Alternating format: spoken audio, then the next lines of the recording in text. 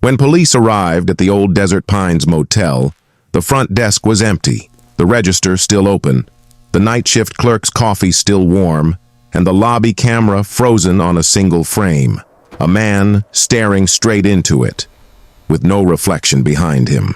This happened just outside Tonopah, Nevada, a forgotten stretch of desert where travelers rarely stop twice. But what investigators found in room 12 that night wasn't just another unsolved disappearance. It was something no one could fully explain, even after the footage was made public. The Desert Pines Motel had been dying for years before anyone realized it. Built in the early 70s, it sat alone along a faded stretch of Highway 95, halfway between Las Vegas and Reno, surrounded by nothing but desert brush, power poles, and wind. Locals used to say it was where lost travelers went when they'd taken a wrong turn too late at night. For years, it was just another place. 12 rooms, a broken ice machine, a flickering neon sign that buzzed louder than the crickets. But everything changed on October 12, 2019, when a man named Aaron Cole checked in and never checked out. Aaron was 34, a freelance journalist from Sacramento who had been driving south toward Las Vegas to cover a small-town mining story. According to highway cameras, he left Beatty around 8:17 p.m., and the last sighting of his car was captured at 9:46 p.m., pulling into the cracked driveway of the Desert Pines Motel. He paid in cash, took room 12, and according to the night clerk, didn't say much beyond just one night. The clerk, an older man named Frank Delgado, later told investigators that Aaron looked nervous but polite, like someone running from something but not sure if it's still chasing him. The first strange report came 12 hours later. At 9:30 the next morning, a maintenance worker knocked on room 12 after noticing the car still parked outside. No response. The blinds were drawn. The door was locked from the inside. When Frank opened it with the spare key, the bed was unmade. Aaron's phone lay on the table still charging, his wallet on the dresser, and his car keys on the nightstand. The bathroom light was on, but the water was running cold. Aaron was gone. The police were called by noon. Detectives from Nye County arrived 2 hours later, thinking it was another missing person case. But when they checked the motel's single security camera, the one facing the lobby, something didn't add up. The footage showed Aaron entering the lobby at exactly 9:47 p.m., exchanging a few words with Frank, signing the guest book, then walking out toward the hallway. A minute later, the camera glitched, a brief flicker of static that lasted less than 2 seconds. When the feed returned, a tall silhouette appeared behind the counter, faint, standing exactly where Aaron had been moments ago. The image wasn't clear enough to identify anyone, but the figure's shape was odd, slightly elongated, like a person standing too close to a light source. When investigators enhanced the frame, they noticed something even stranger. The timestamp had reset itself. The frame was marked 9:46 p.m., 1 minute before Aaron arrived. The detectives chalked it up to a corrupted file. Old DVRs do that all the time. But Frank insisted he'd heard something later that night. Soft footsteps outside the lobby, a door opening and closing down the hallway when no one else was checked in. He told police he'd gone to look, but when he reached room 12, the doorknob was cold, the room dark. He decided to wait until morning. When forensics arrived, they swept the entire room. No signs of struggle, no forced entry, no footprints except Aaron's. The only anomaly was the mirror above the sink, a large rectangular mirror that seemed to have fine scratches across its surface, forming circular patterns almost like condensation trails. A forensic tech took photos, but when he checked the files later that day, the image data showed a corrupted overlay, a faint reflection of the motel lobby, even though the mirror was in the bathroom. By the third day, Aaron Cole was officially missing. Local news ran a brief story. Journalist disappears in Tonopah Motel. It got a few hundred views online before fading into the pile of other unsolved disappearances scattered across Nevada's long desert highways. But then something unexpected happened. A week after Aaron vanished, a YouTube channel called Desert Files uploaded a 10-minute video claiming to have leaked police footage from the investigation. The video showed the same lobby clip that investigators had viewed, only this version didn't glitch. It played cleanly, revealing what came after Aaron left the lobby. The camera followed him down the hallway, though the motel had no such interior camera system installed. It showed him entering room 12, closing the door, then a few seconds later, the same door slowly reopening. Someone, or something, stepped out behind him, a dark blur with faint edges, like a heat wave. The clip ended abruptly. Commenters called it fake, but others swore it matched the real case. Within a week, the video hit 500,000 views before being taken down without explanation. When Desert Files was contacted, the channel had been deleted, its owner unreachable. Only one thing remained: the thumbnail image, Aaron's face, half lit by the motel's buzzing neon light, staring into the camera as though realizing too late that someone else was standing behind him. By then, locals had started calling the place cursed. The Desert Pines Motel lost the few guests it had left. Frank quit, saying he couldn't take the feeling of being watched every time he passed room 12. The building was shut down 6 months later, its electricity cut off, furniture left inside to rot. But the story didn't end there. Because 2 years later, in 2021, a group of paranormal vloggers decided to spend the night there to see if the rumors were true. What they captured would change the entire case.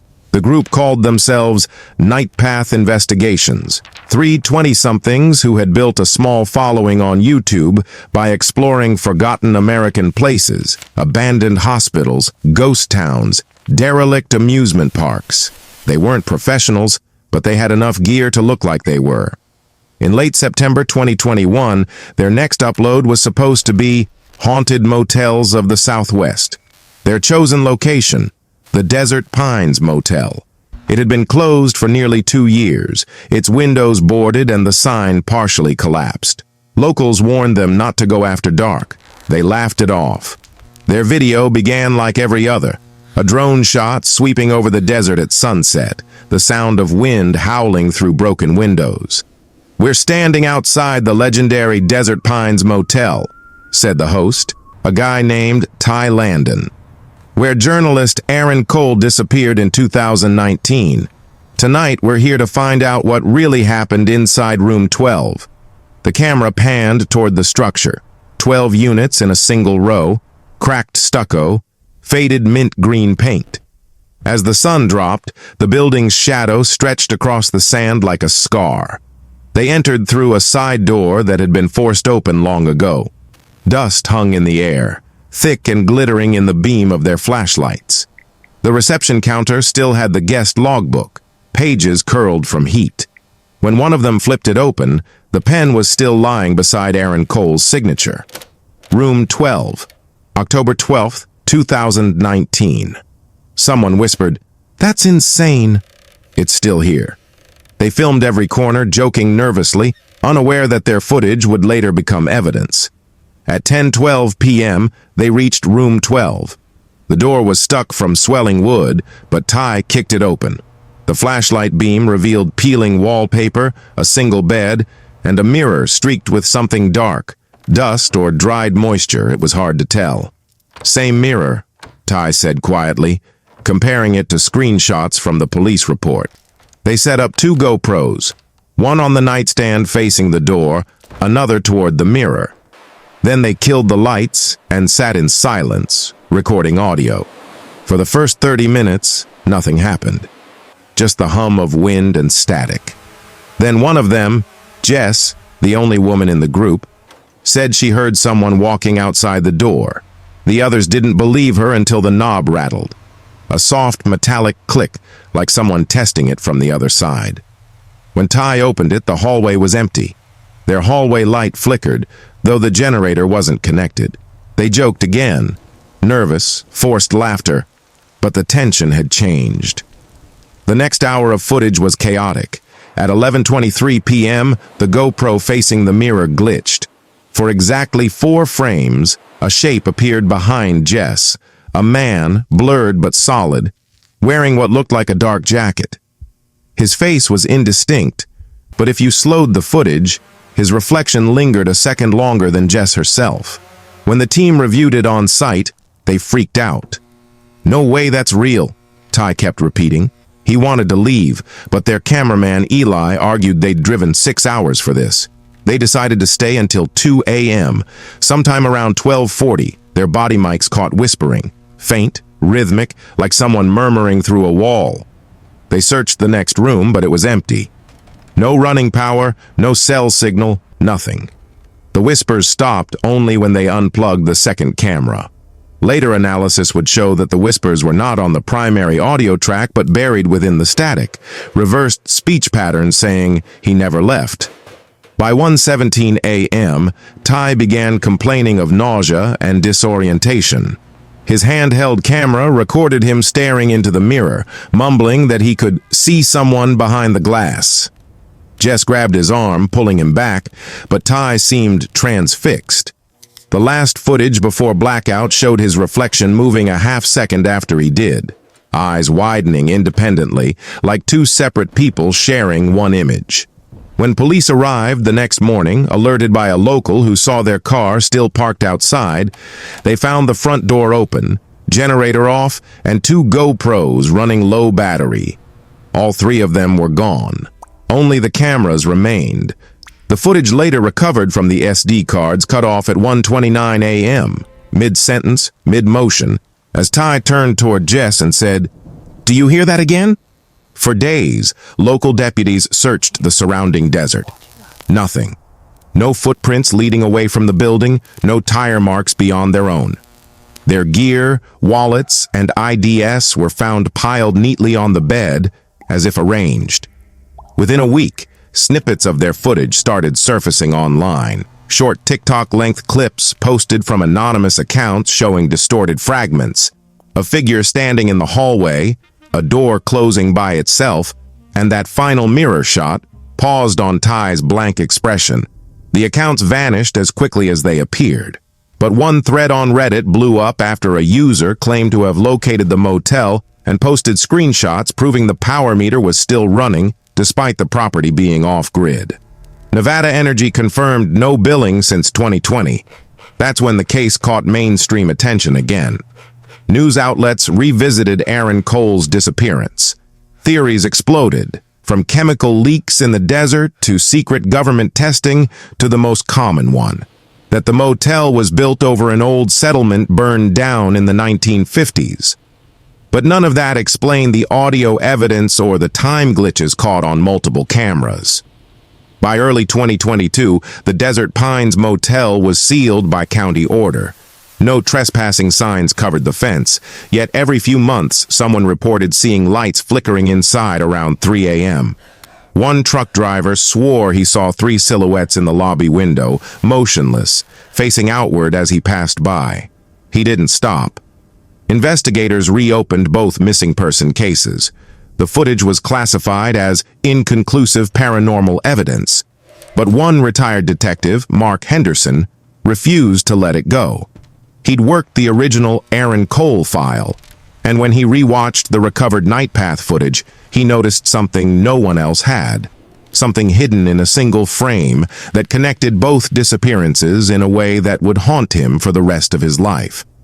Henderson paused the frame again and again until his eyes blurred. The footage showed the motel hallway, Ty's flashlight beam cutting across peeling wallpaper. Nothing special at first, but at timestamp 1:27:42, right before the blackout, there was a reflection in the cracked bathroom mirror. A second reflection, faint, grainy but unmistakable. It wasn't Ty. It wasn't Jess. It was a man in a white shirt sitting on the edge of the bed. The same man from Aaron Cole's driver's license photo. That discovery hit him like a punch. He'd reviewed that photo hundreds of times during the original 2019 case. Aaron Cole had a scar near his right temple, barely visible. The reflection in the night path footage had the exact same scar, in the same spot. Henderson didn't tell the department right away.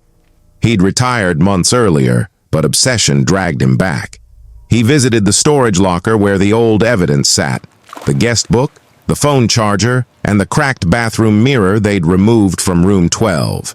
When he uncovered the mirror from its tarp, dust floated like ash. Under the flashlight, the scratches formed a faint pattern, circular and shallow. But as he tilted it, he saw something new. A faint residue in the center, like a fingerprint smudge. Except it wasn't a fingerprint. It was the outline of a face. Henderson took photos, sent them to a lab contact in Reno who specialized in digital image restoration. 2 weeks later, the reply came back. The surface pattern, when enhanced and mapped, resembled a depth imprint, as if someone's facial features had pressed into the glass from inside. He drove to Tonopah one last time. The motel stood like a corpse under a pale moon, boarded and silent. He broke the lock, walked down the hallway that smelled of dust and burnt wiring, his flashlight shaking slightly. When he reached room 12, the air felt heavy, thicker than the rest of the building. He set his phone to record and whispered, "Aaron Cole, are you here?" For a few seconds, nothing. Then, faintly, the phone's mic picked up something like breathing, followed by a distant knock. From inside the wall, he froze. It came again, rhythmic, like someone trapped, pounding weakly. He backed toward the door but stopped when his flashlight flickered. On the mirror, barely visible, the reflection of the room behind him showed movement. A shadow stepping closer that wasn't his. The recording stopped abruptly at 1:11 a.m. When Henderson's phone was later recovered by highway patrol, it was found abandoned on the passenger seat of his car, still recording static. The motel once again was empty. A week later, county officials sealed it for good, this time welding the doors shut. But even now, travelers along Highway 95 say that at night, when the desert wind cuts across the flatlands, the faint glow of the Desert Pines neon still flickers in the distance, even though the sign's been disconnected for years. And sometimes, if you slow down and listen closely, you can hear 3 voices whispering from the dark. One asking for help, one calling a name, and one laughing quietly just behind the glass. Laughing quietly just behind the glass. By the time anyone noticed Henderson was missing, 2 full days had passed. His car was found 20 miles from Tonopah, parked neatly beside a rest stop. Keys in the ignition, doors unlocked, and his badge resting on the passenger seat next to a half-empty cup of cold coffee. The engine was dead and the battery drained. Investigators assumed a breakdown, maybe disorientation in the desert heat. But when they pulled the dashcam footage, it told another story. At 12:56 a.m., roughly 15 minutes before the time stamped on his last phone recording, the dashcam showed Henderson sitting still, headlights off, breathing heavily. His eyes kept flicking toward the side mirror, as if something behind him was moving. Then, faintly, a reflection appeared in the glass, a second silhouette in the back seat. The moment Henderson turned to look, the feed glitched into static. It never recovered. The footage was quietly locked away. No press release, no news bulletin. Henderson's disappearance was labeled unresolved. Only a handful of people ever saw that video, one of them being a digital archivist named Claire Monroe, a technician hired to catalog evidence footage for the county. She had no prior connection to the case. But late one night, while indexing old DVR files, she noticed several folders with identical timestamps, 3 years apart, all marked Room 12 footage. Curiosity got the best of her. She opened them. The files were corrupted at first, filled with visual static. But when she slowed one of the clips frame by frame, she realized it was recording from inside the motel lobby, despite the official claim that all cameras had been destroyed in 2020. The clip was brief, a grainy, grayscale recording showing the front desk, the flicker of fluorescent light, and 3 blurred figures standing behind the counter. One tall, one short, one slumped forward.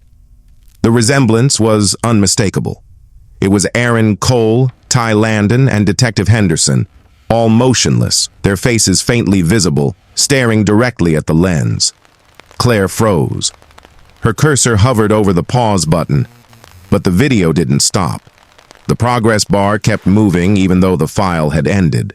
Then, slowly, the screen went black except for one line of text appearing across the bottom. He never left. She unplugged the workstation, left the building, and never returned to that department again. But before she quit, she copied the corrupted file onto a USB drive and mailed it anonymously to a Nevada podcast host who specialized in unsolved cases. The Desert Frequency. 2 months later, the podcast aired a special episode titled The Motel That Sees You Back. The host played parts of the recording live, analyzing its anomalies. Listeners flooded the comments, some calling it fake, others swearing they heard faint breathing behind the host's narration. But one listener, a sound engineer from Arizona, downloaded the episode and ran it through spectral analysis. What he found disturbed even skeptics. Hidden in the background frequency, below the range of normal hearing, were 3 distinct voices layered beneath the white noise. One said, "Can you see me?" Another whispered, "He found us." And the third, calm and monotone, repeated, "Don't come back." That same week, the podcast was taken offline without warning. All episodes were removed, the social media accounts deleted. The host's last tweet simply read, "They're still here." After that, reports began surfacing again. Travelers on Highway 95 claimed to see light coming from the boarded-up motel. A truck driver said he spotted a woman standing in the doorway of room 12 at dawn, barefoot, holding what looked like a tape recorder. By the time he turned around, she was gone. Another driver reported the same thing a week later, but described her as wearing a sheriff's badge. The county finally decided to demolish the property in 2023. A cleanup crew arrived in April, contracted to clear debris before demolition began. On their second day, one of the workers found an old camcorder buried under broken tiles near the lobby. It was labeled Case File 12. The battery was dead, but the memory card still worked. When they played it back in the truck, the video showed a man holding the camera, breathing hard, walking through the hallway. His voice was calm at first, describing temperature drops and pressure shifts. Then he entered room 12. The recording cut to black for 10 seconds, then resumed, now showing the camera lying sideways on the bed, facing the mirror. In the reflection, the man was still standing there, staring, but his real body wasn't. Only his reflection moved. The clip ended with a faint laugh, followed by the same 3 words that had haunted every piece of evidence in the case. He never left. The crew deleted the footage, assuming it was an old prank, and went home early that day. But when they returned the next morning, the motel was gone. Not burned, not demolished. Gone. Only the concrete foundation remained, as if the building had been erased overnight. The company denied ever beginning demolition. The records for the permit were missing from the county database, and yet, weeks later, satellite imagery still showed a faint outline in the sand. 12 rooms, 1 hallway, and a single dark shape near the center that resembled a mirror catching the light. 12 rooms, 1 hallway, and a single dark shape near the center that resembled a mirror catching the light. For a while, the story faded again. Just another internet myth swallowed by the endless scroll of conspiracy forums. But late in 2024, something strange started happening. Random posts began appearing on Reddit, each from different accounts, claiming to have visited Desert Pines. Some included blurry photos of a motel glowing under moonlight, others posted coordinates that led to empty desert. One user even uploaded a short clip, shaky, filmed through a car windshield, showing a neon sign flickering the words, "Vacancy, $29 a night." The clip vanished within an hour. The account was deleted minutes later. Authorities dismissed it all as hoaxes.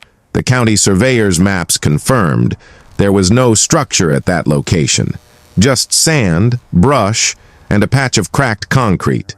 But one journalist, a woman named Lisa Tran, who covered the original Night Path story for an online publication, decided to dig again. She'd always suspected the motel's disappearance wasn't natural, and what she found proved she was right. Through an old contact in the sheriff's office, Lisa obtained a copy of the demolition records.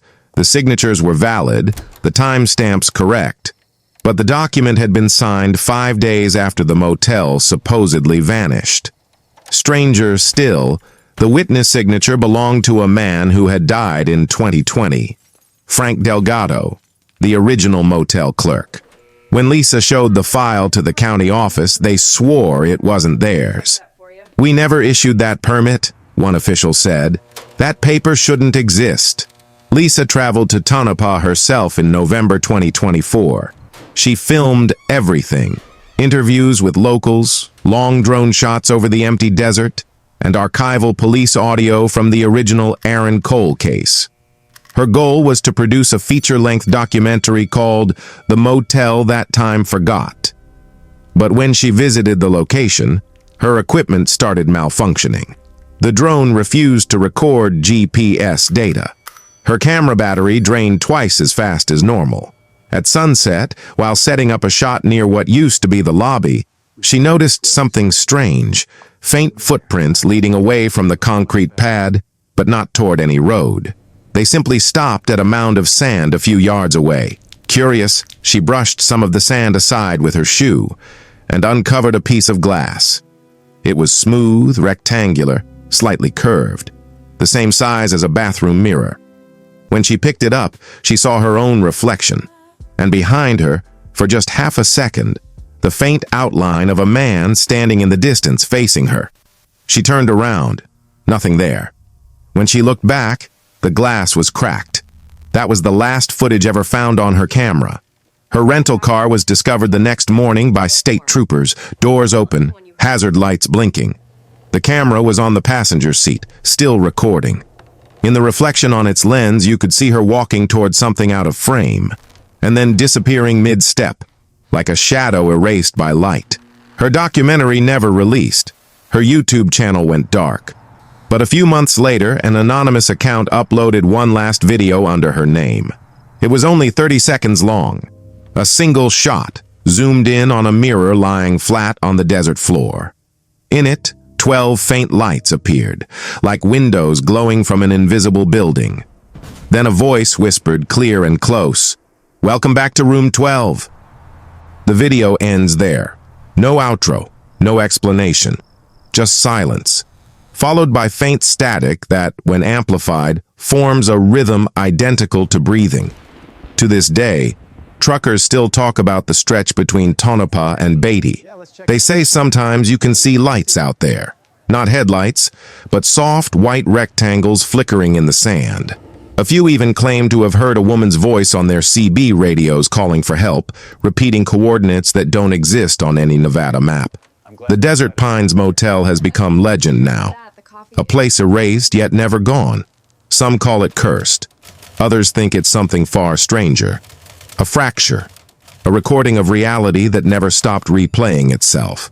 But one thing's certain. Every person who's tried to prove it real has vanished in the process. And if you're listening to this, somewhere in the quiet dark, wondering whether this story could really be true, remember this. Every building leaves a shadow, even the ones that aren't supposed to exist anymore. Would you dare to stand on that empty desert floor and look into the mirror that shouldn't still be there? If you would, tell me in the comments. And if you wouldn't, hit subscribe. Because some stories, no matter how much we try to bury them, always find their way back.